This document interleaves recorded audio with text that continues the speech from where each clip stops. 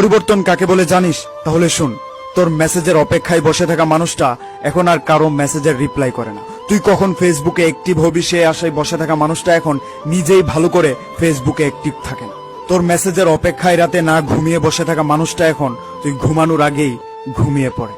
Message পাওয়ার পরে সাথে সাথে রিপ্লাই দেওয়া মানুষটা এখন মেসেজ পাওয়ার পরেও রিপ্লাই দেওয়ার আগ্রহটা হারিয়ে ফেলেছে।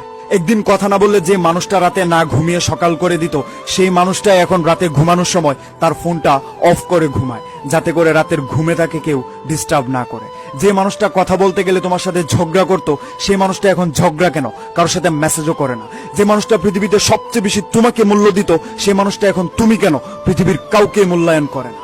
দুঃখ সুখ সবার জীবনে থাকে, কেউ প্রকাশ করে কেউ করে না। তবে হ্যাঁ, আমি প্রকাশ করি। তার মানে এইটা নয় তোর প্রতি এটা আমার দুর্বলতা। একটা কথা মনে রাখবে, এটা তোর প্রতি আমার আবেগ কমে যাওয়ার আগাম বার্তা। কোনো একজন জ্ঞানী লোক বলেছিল যে অতীত থেকে কিছু শিখো, তাহলে জীবনে অনেক কিছু করতে পারবে।